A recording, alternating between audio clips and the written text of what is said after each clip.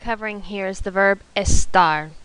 Estar is very similar to our verb ser because they both mean to be. In English, we only have one verb that means to be. There's only one way to say I am, only one way to say you are. But in Spanish, there's two ways to say I am, there's two ways to say you are, etc. Because ser means to be and estar means to be. The reason there are two verbs that mean the same exact thing is because they're used for different reasons. For example, we'll use our verb ser to talk about permanent characteristics. Characteristics are things that describe who you are, what make your personality up. They're things that don't change day to day. For instance, if someone is short, that's their characteristic. If someone is artistic, that's a characteristic. An example sentence is, Yo soy inteligente. The second thing we use ser to talk about is origin, or where someone is from. Origin does not ever change either. Wherever you were born will always be the place that you were born. An example sentence would be, Ella es de Arkansas, or she is from Arkansas.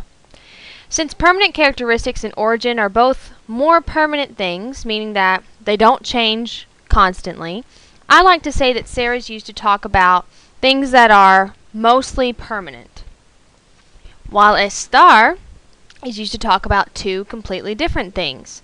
Number one, estar is used to talk about location, where something or someone is located.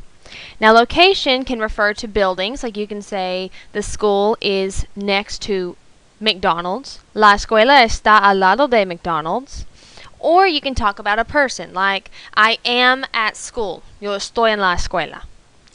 And when we're talking about people, location tends to be something that changes a lot. It's temporary. Like right now, I am in my office. But tonight, I'll be at my house. So location for people tends to be a temporary thing. It changes a lot. The second thing we use the verb estar to talk about is temporary condition. This means emotional or physical condition. Emotions or how you feel. For example, an emotion would be I am sad that we have homework. A physical condition would be something like I am sick or I am tired. You could also say something like I am ready for the test. These temporary conditions are things that can change day by day, even hour by hour. So these are definitely temporary things. So I like to think that estar is used to talk about things that are more temporary for people. Before we learn the conjugations of estar, you need to realize that both ser and estar translate into I am, you are, he, she is, we are, they are, and y'all are. After you get your subject pronouns set up like we normally have them set up, you can go ahead and copy these estar conjugations down. Yo estoy is how we say I am, but of course this is for talking about emotion, like yo estoy contenta, I am happy, or location, like yo estoy en mi oficina, I am in my office. Tu estás means you are, and I ask you guys every morning, ¿Cómo estás? Asking how are you, like how are you feeling right now. Él, ella, usted está is how we would say he is, she is, or usted, you formal are. Nosotros estamos is we are, and ellos, ellas, or ustedes están is how we would say they are or y'all are. Now there are quite a few location words that you definitely need to use with the verb estar. You would never use any of these location words with ser. Some of them we could use al lado de for next to, like I could say my house is next to the school. Mi casa está al lado de la escuela.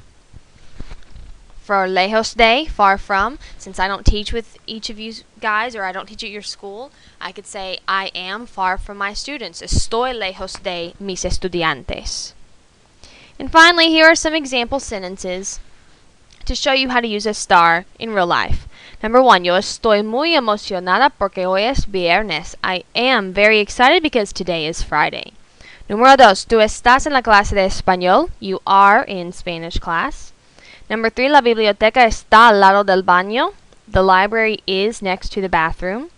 Number four, Pedro está cansado. Pedro is tired.